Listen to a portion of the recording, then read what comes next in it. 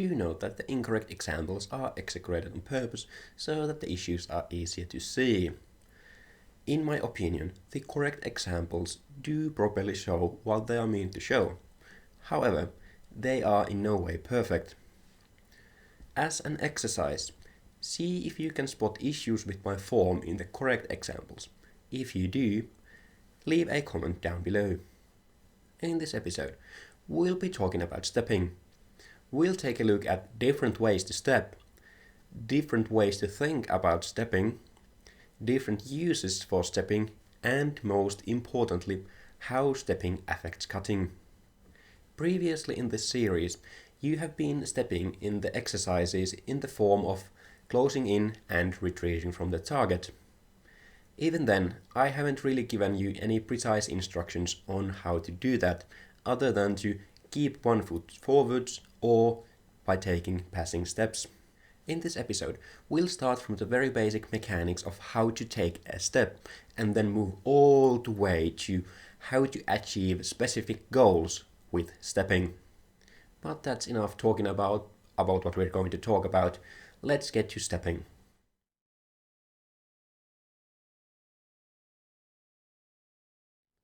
Let's start with different ways to think about stepping. I'll start by explaining 2 common ways to think about stepping, and then I'll explain my way of thinking about stepping. I'll make it clear right away that I'm not claiming that the 2 common ways of explaining stepping are bad. In fact, if you are trying to explain stepping to someone in a reasonable amount of time, I would suggest that you use one of those 2. Instead, I want to explain the issues I see with those 2 ways and offer some possible fixes. With that out of the way, let's take a look at the first way of explaining stepping. I'll just call it the common way, as it is the one I most often run into. It is usually explained as stepping before, after, or during a cut. It is rather intuitive to understand, but its issue is that it is rather loosely defined, and this is where we run into problems. You might think that stepping before a cut means that you make a full step and cut after it has finished. However, this is not how I've usually seen this used. How people usually mean this, or how they at least perform it, is that they start their step before they start their cut, and then they start the cut before the step finishes. Personally, I would categorize this more as stepping during the cut. The same goes for stepping after a cut. They start the cutting motion before they start the step, but they don't necessarily finish the cut before stepping. When people who use this definition talk about stepping during a cut, they usually mean that they start the cutting motion and the step simultaneously. As you can see, this way of explaining stepping can mean different things to different people. My recommendation is that you should phrase this just a little bit differently to make it less prone to interpretation. I would explain this as finishing a step before cutting, finishing a cut before stepping, and everything in between. This way of explaining basically the same thing would make this meaningful from a cutting perspective. The first 2 cases cover the situations in which the movement part of your action should not interfere with the cut. The third option highlights the case in which you are moving during the cut, possibly causing issues with the cut. Later in this episode, I'll explain in more detail what these issues are. The second common way of explaining stepping is to think about hitting your target. I'll simply call this the hitting the target way of explaining stepping. This is usually phrased as hitting your target before, after, or during your step. This is basically the same as the previous one, but the definition has taken some steps towards the version I recommended. Now the before actually means that you hit your target and then start your step. and the after means that you finish your step and then hit your target. This version doesn't really care about when the cutting motion starts. The issue with this version comes when we start to think about sharp swords and blunt training tools. Basically, the difference being between hitting your target and your sword being in contact with your target.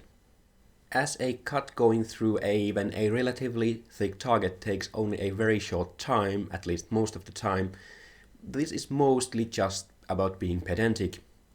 The big issue comes when our sword stops inside our target. If you think about the before as always starting a step as soon as you hit your target, you will be causing issues with follow-through. Basically, you are starting your movement as soon as you come in contact with your target, making it very likely that you get stuck.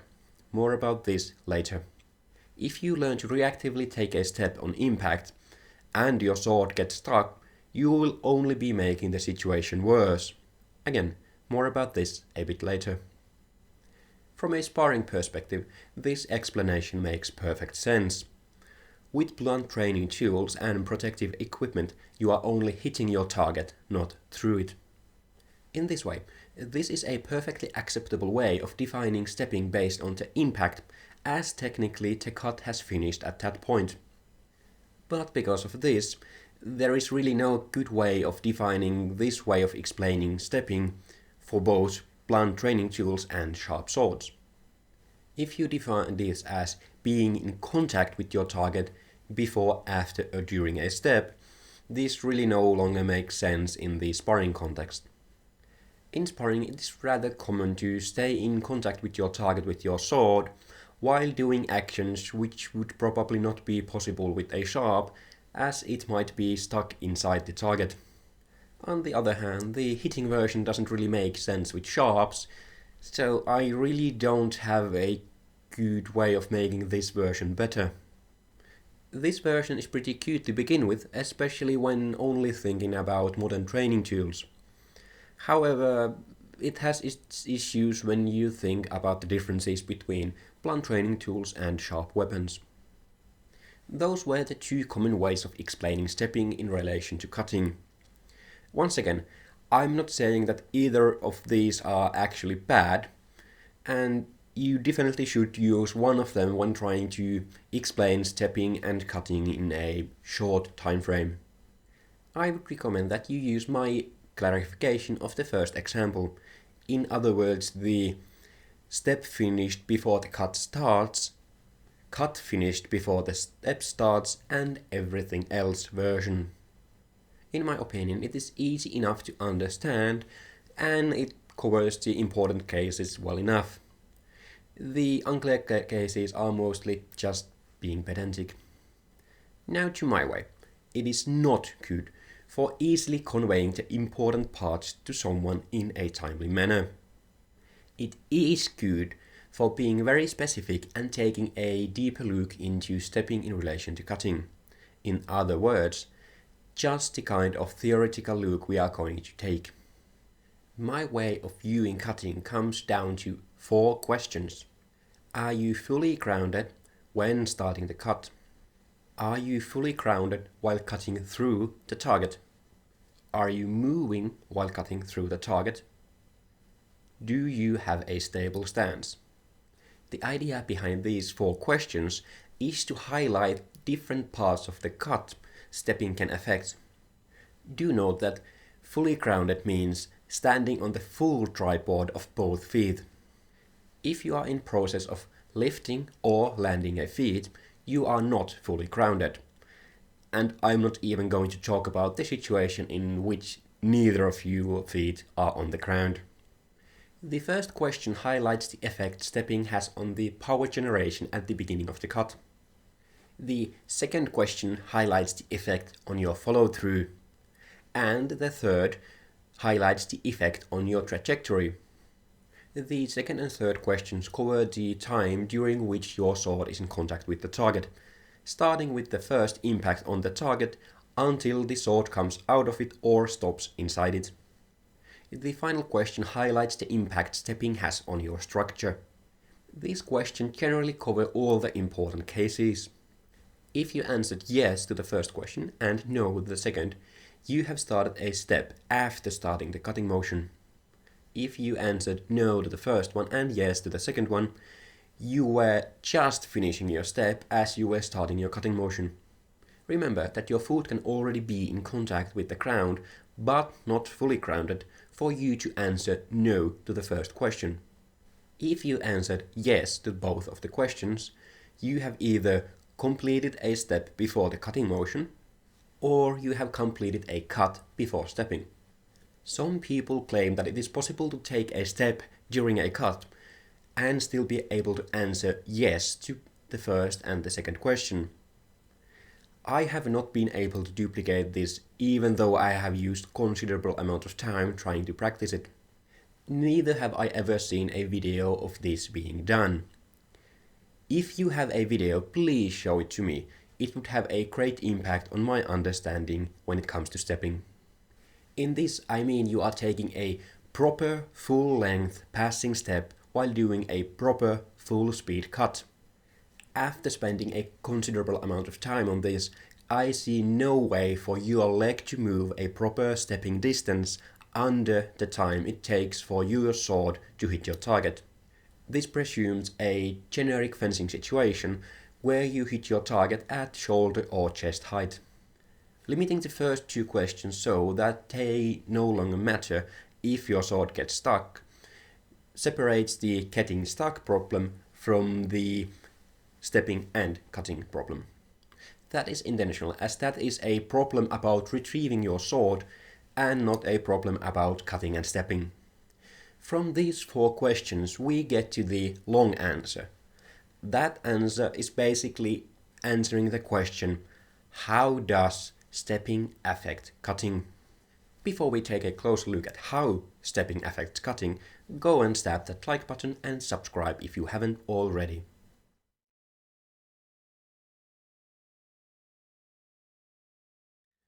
There are two basic ways stepping affects cutting, and we already touched on these with my questions in the previous section.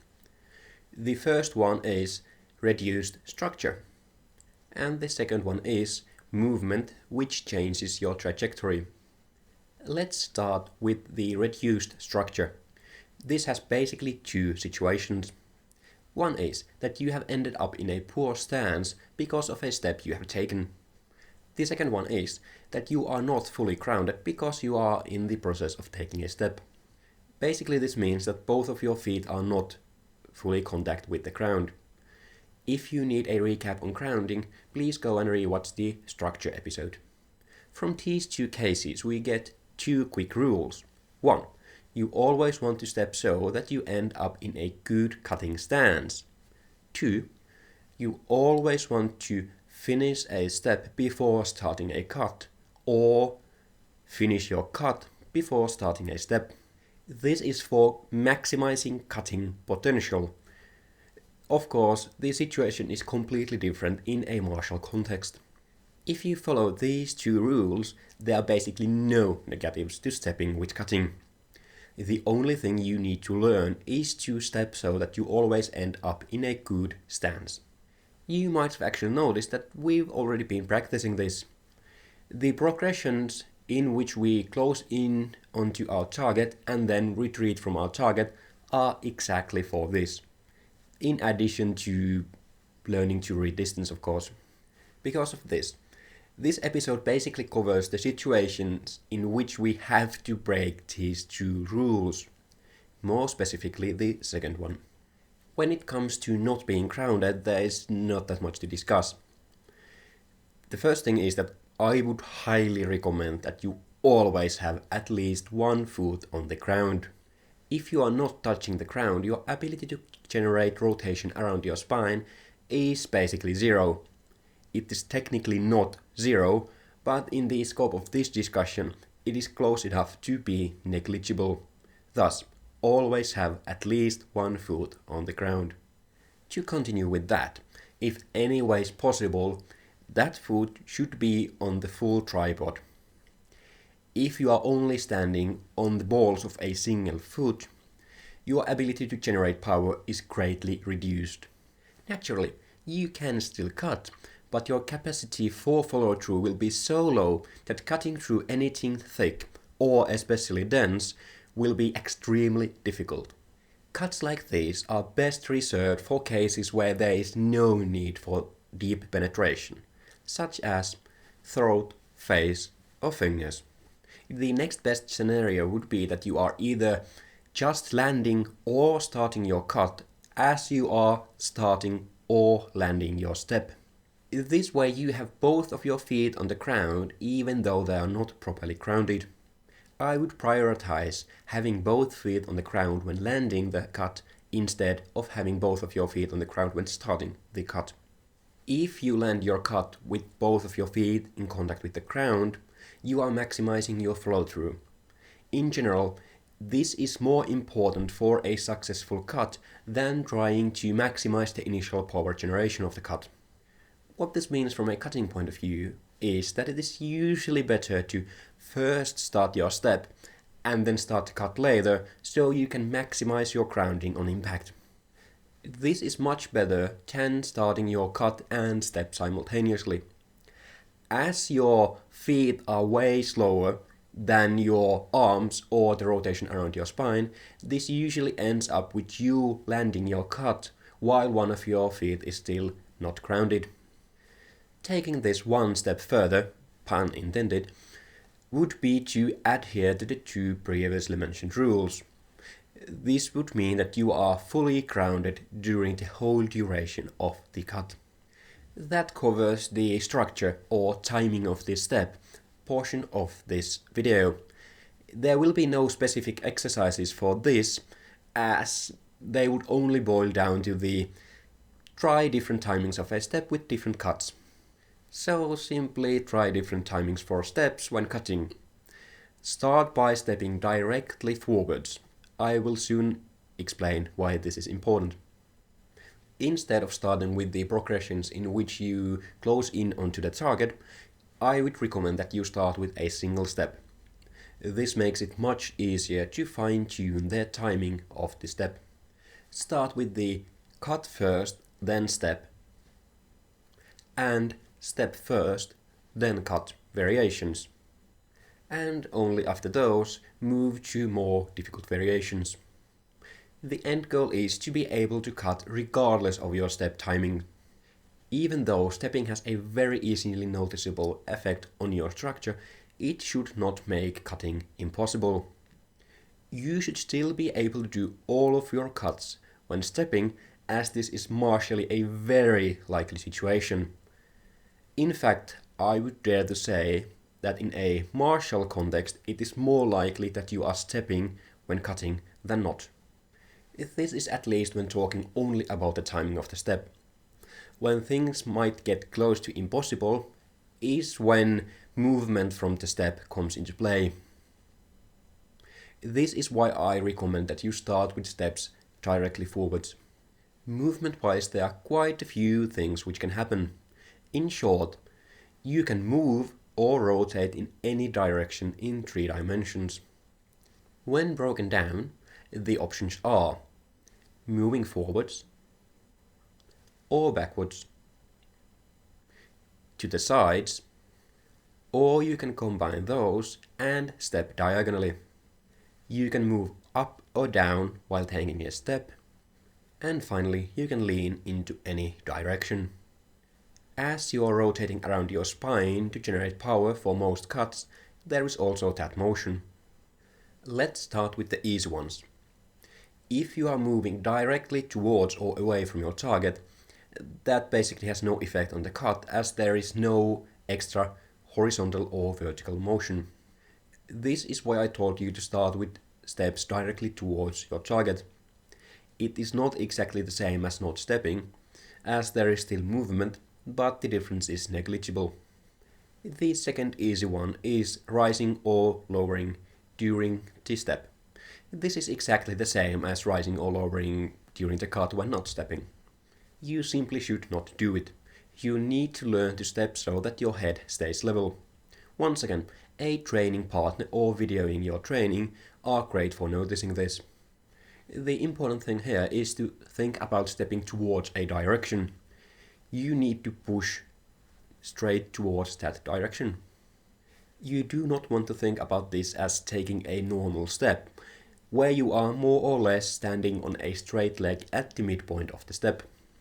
As this is usually more or less an issue with passing steps, I recommend that you start learning advancing steps first.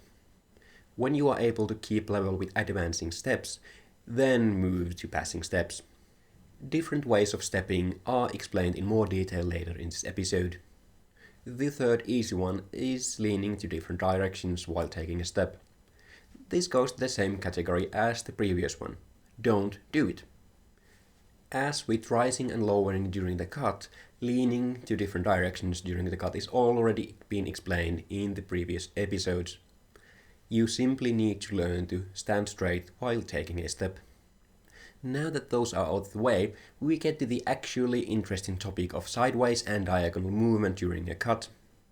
Here is a very simple example to demonstrate the issue.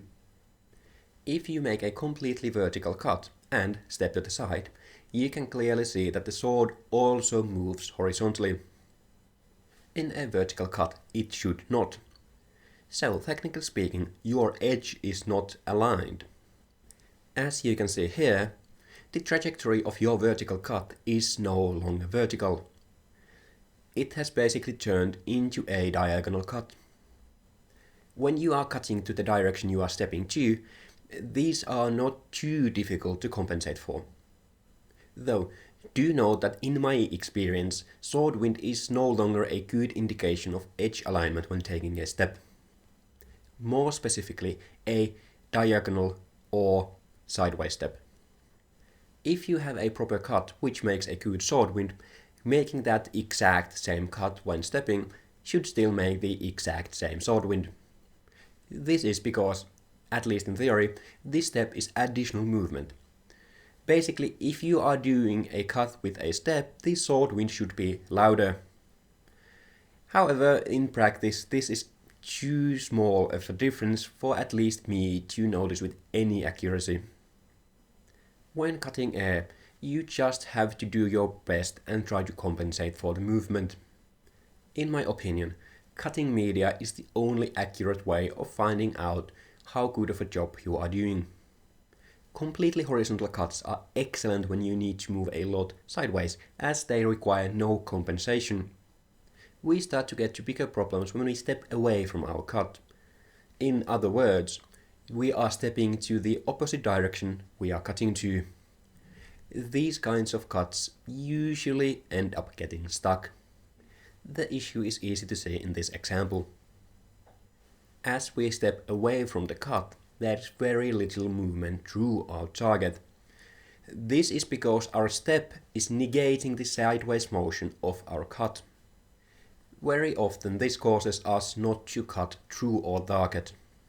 Thus, our sword gets stuck in it. In general, I would advise against stepping away from your cut. If you are going to step away from the cut, it would be best to time the step as early as possible. This way there is a minimum amount of sideways motion when the sword is actually in contact with the target. There is another issue with sideways steps and cuts with vertical movement.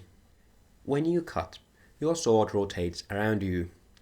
This means that if there is a horizontal component to the cut, the sword starts pointing to one side in the beginning and ends up pointing to the other side at the end.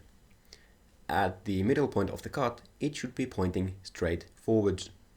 Normally this is not an issue as the only thing moving is the sword, and the sword is cutting in the direction it's moving to. Let me demonstrate this issue in parts so that it is easier to see. We are going to first cut and then step to the side. I'm going to cut so that my point stays in line, mimicking a sword which gets stuck. You can see that there is no rotation to the sword. As I explained in the previous episode, this is going to make retrieving the sword very difficult. Once again, It is best to time the step so that the cut comes into the contact as late in the step as possible, or that the cut is already finished before you start moving in any meaningful amount. You have basically three options to deal with these issues. Minimize the sideways movement while the sword is in contact with the target. Use completely horizontal cuts. Or, when cutting with diagonal cuts, cut towards your stepping direction. Cutting away from your step with diagonal cuts is very difficult. It is not impossible, but it will make cutting way more difficult. The faster the cut, the slower the step, and closer to forwards or backwards the step is, the better, as there is less sideways movement while the sword is in contact with the target. After that, it is up to doing your best to compensate for the movement. Once again, there are no specific exercises for this. Simply do your normal cutting exercises while stepping in different directions with different timings. If it is an option for you, I highly recommend that you try stepping to different directions when cutting a cutting medium. My recommendations for this are tatami and clay. As a final note in this section, stepping also affects your reach. This is because stepping can change your distance to your target. For example, if you first cut and then step towards your target, your cut will not reach as far as if you first step towards your target and only then cut. This is also one of the primary uses for a step. Which gets us to our next section, using a step.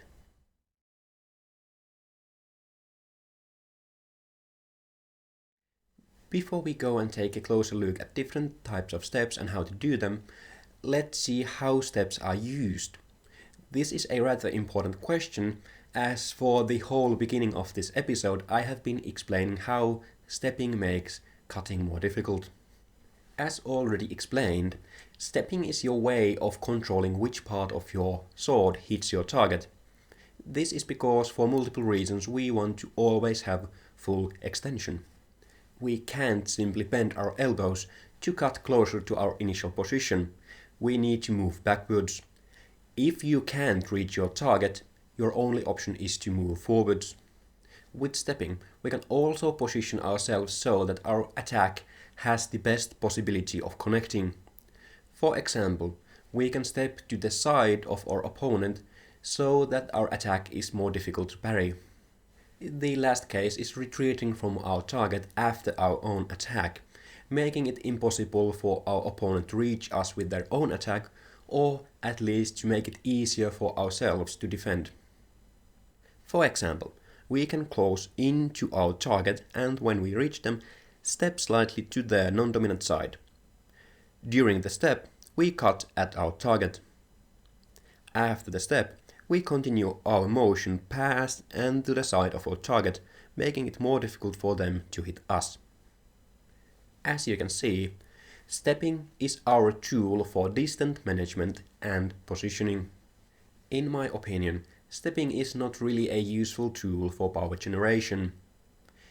If you learn to properly power your cuts from your legs, stepping will not make your cuts any stronger.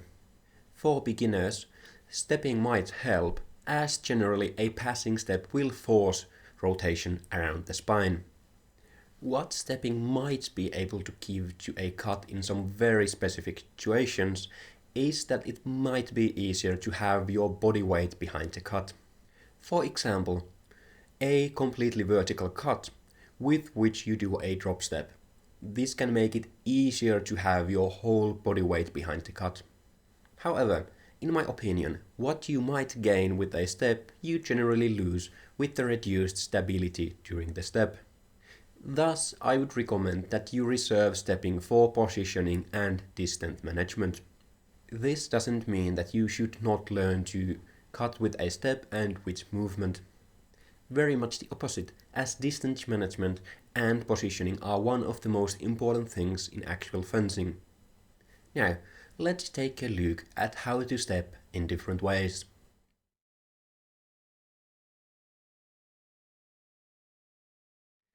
Before we get to different specific steps, let's take a look at the generic mechanical ways of stepping. You often mix these together, but in my opinion, these are the 4 basic mechanics of stepping. The simplest way is to just lift a foot and then place it down in a different spot. This is the most inefficient way to step, as you are not really generating any amount of power to actually move your body. This is best reserved for a simple stance fix when standing in place. For example, if you have cut with a step and ended up in a too narrow stance, you can use this to widen your stance. A step up from there is what I call the lean and fall way of stepping.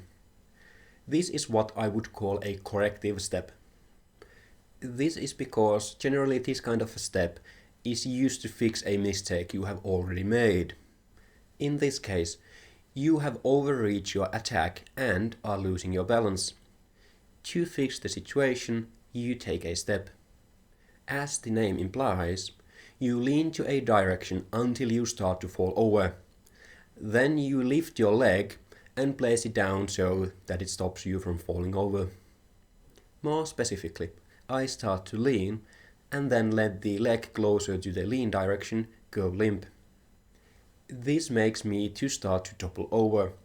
I then complete the step by lifting one of my legs and moving it so that it stops my fall. I see this being most useful when you have cut without the step and then want to take a step to chase the cut.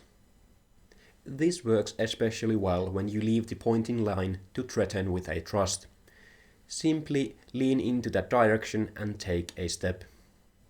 The negative thing with a lean and fall step is that, well, you have to lean. As explained earlier, this can lead to edge alignment and trajectory issues. A rather similar way of stepping is to step by hip rotation. Basically, you generate explosive rotation around your spine and then you lift your foot off the ground. You then allow the rotation you have generated to move the leg to make a step. This has a rather similar use case to the lean and fall step, and I would categorize this as the second corrective step. Now you don't have to lean, but you have to be able to generate enough rotation around your spine. I see this being most useful when you start your cut in an unoptimal stance. More specifically in one which doesn't let you to maintain a good stance at the end portion of your rotation. You can start a powerful rotation and then use that rotation to take a corrective step so that you end in a proper stance. The last one is the most basic, but in my opinion the most generically useful. You simply use your legs to push yourself to the direction you want to. This can be done by rotating from the hips, by straightening the knee, or by using your calves to bring your foot in line with your shin. Those are the basic mechanics of stepping. You should learn to use all of them. I will list some generic exercises for different styles of steps in the next section of this episode. Now to the different styles of step. I've already been talking about advancing and passing steps throughout this series. I have not explained them in detail as it has not been that important. Instead, I've trusted that you have been able to mimic them closely enough from the examples. Now it is time to look at what those steps actually are.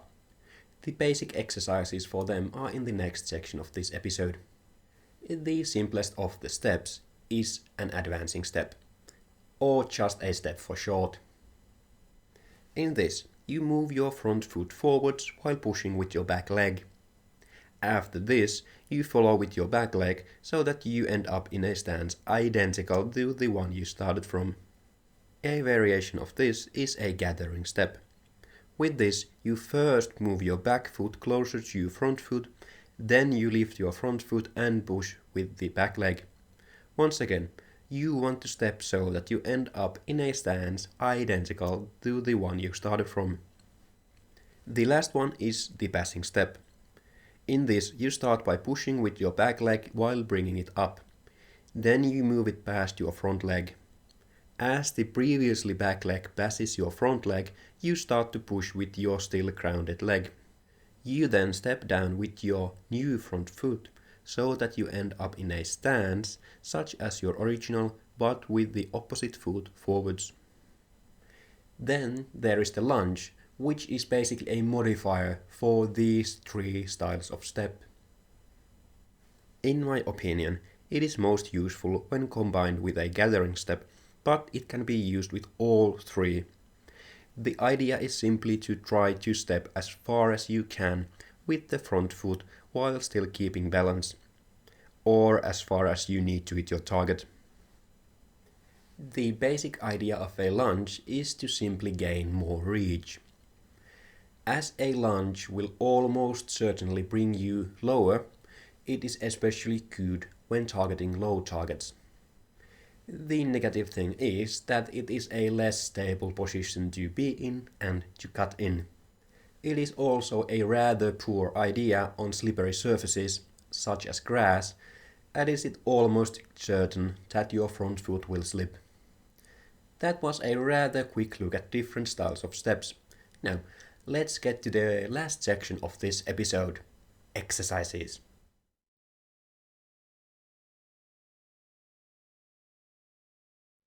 Let's start with some generic rules which apply to all of these exercises. The ones I already mentioned are that you should keep your head level and not lean. To keep your head level, it helps to think that you are trying to push yourself directly to the direction you are stepping to. To not lean, keep your back straight and do not hinge from your hips. The leaning rule obviously does not apply to the lean and fall step. With all of the steps, make sure that when you step down with your front foot, your toes are pointing to the direction you are stepping to. This is a very important safety rule. If your toes point to the direction you are stepping to, you can safely roll over your knee in case you have too much speed or something goes wrong. If your toes do not point to the direction you are moving to, there will be sideways forces directed to your knee and ankle. As your knee and ankle are not meant to rotate in these directions, this may lead to injury. In the mildest end of injuries, you only sprain your ankle, and even this can take you out of training for a considerable amount of time. I personally know multiple people to whom this has happened. In the worst case, you will literally break your kneecap. This will require surgery and it will take months to heal, if it ever heals properly. I know someone to whom this has happened to. My point is not to scare you with this. My point is to make you understand that it is very important that the toes of your front foot always point to the direction you are moving to. The likelihood of you actually breaking your knee are very, very low. But if it happens, the consequences are very serious. Even spraining your ankle is rather unlikely, but as said, even it can take a considerable amount of time to heal. The second safety rule is that whenever you are doing passing steps, you should let your former front foot rotate on the ground when you are passing it. I recommend that you slightly lift your heel and rotate on the balls of your foot. Otherwise, there will be rotational forces directed to the knee, and once again, that might cause an injury. You should not cross your legs when stepping. In other words, your left leg should stay on your left side and your right leg on your right side. I will now show you an array of stepping exercises. I will not go too deep into them. Instead, I'll show you step-by-step instructions. Let's start with the basic stepping exercises without a sword. With all of these exercises, do them with both feet forwards and to different directions.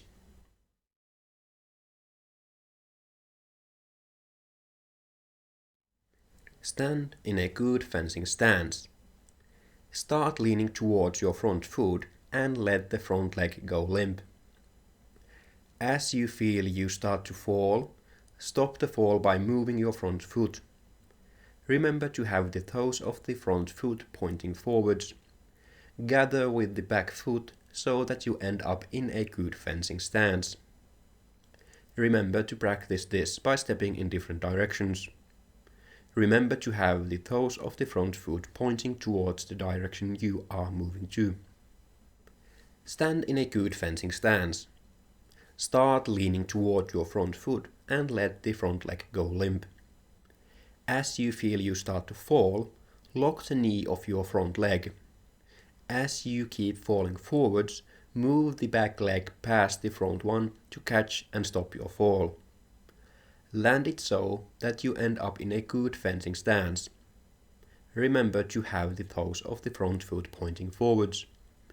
Remember to let the grounded foot rotate on the balls of the feet to protect the knee. Remember to practice this by stepping in different directions.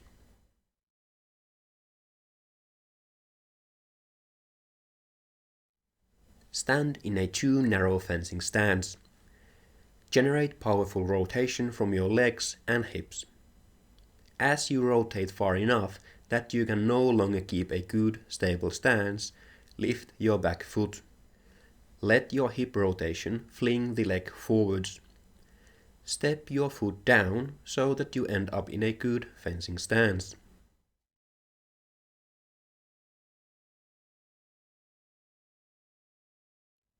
Stand in a good fencing stance. Push with your back leg and lift your front foot. Remember to use your calves to push. Land your front foot. Gather your back foot so that you end up in a good fencing stance. Remember to practice this by stepping in different directions.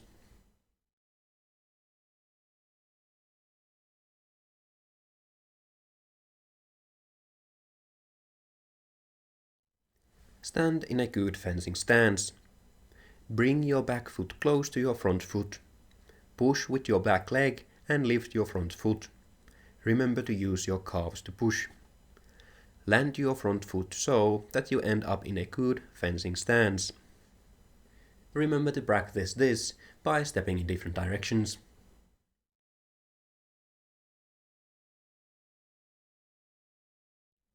Stand in a good fencing stance. Push with your back leg.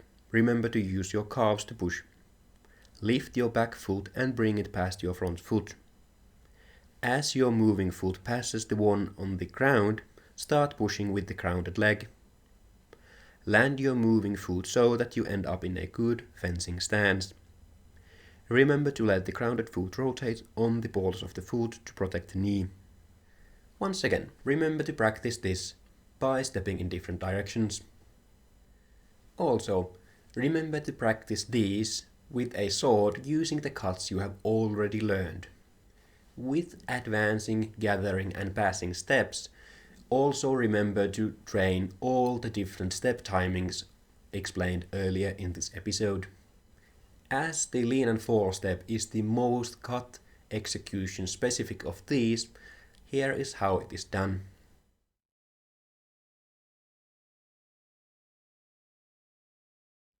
Stand in a good fencing stance in a ready to cut position.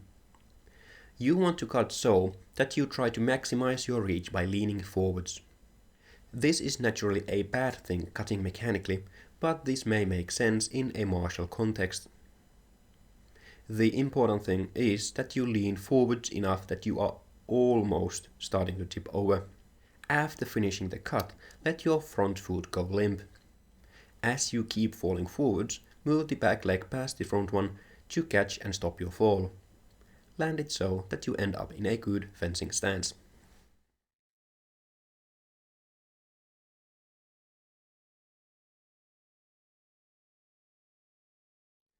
With these exercises and by following the step timing explanations from earlier in this episode, you should be able to do all of the basic cuts with all of the basic steps. Remember to start with a basic forward step using either an advancing or a passing step. For a cut timing, start with completing the cut before taking the step, and with completing the step before starting a cut. After that, move to diagonal steps and different stepping styles, such as the lean and fall step, and different cut timings. I will not show all of the permutations here as it would simply take too long. This episode is going to basically be a full-length movie already. In the future, you should extend all of these stepping exercises to the new cuts you learn. However, do not hurry to doing the cuts with a step. First, learn to do the cut properly standing still. Start simple, add complexity.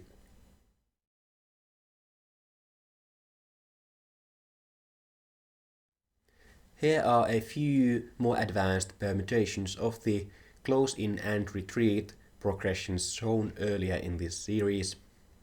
Once again, you should do these permutations with closing in and retreating with different walking styles as shown earlier in this series.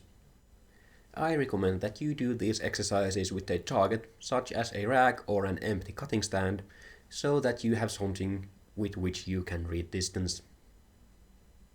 Start some distance away from your target. Close in onto the target in a guard. As soon as you come to the proper distance, cut. Complete the cut and come to a stop. Return to guard and retreat from the target. Start some distance away from your target. Close in onto the target in a guard. As soon as you come to the proper distance, cut. Continue your movement to immediately start retreating from the target. Return to a guard during your retreat. This works best when retreating diagonally past your target. Try to minimize your movement during the cut. Do note that these later exercises are especially advanced. It will take you a considerable amount of time to build up your core cutting skills to a level where you can actually do this properly.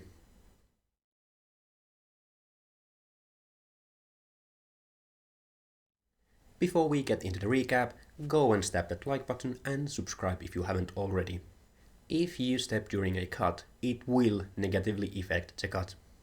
Stepping is your way to control distance and positioning relative to your target. In any martial context, being able to step and cut simultaneously is a necessity. When stepping, keep your head level and don't lean, unless leaning is your way to make the movement. Start learning by completing a cut before starting a step, and by completing a step before starting a cut. Remember to learn diagonal steps. Take your time with stepping. It is not a simple thing to learn.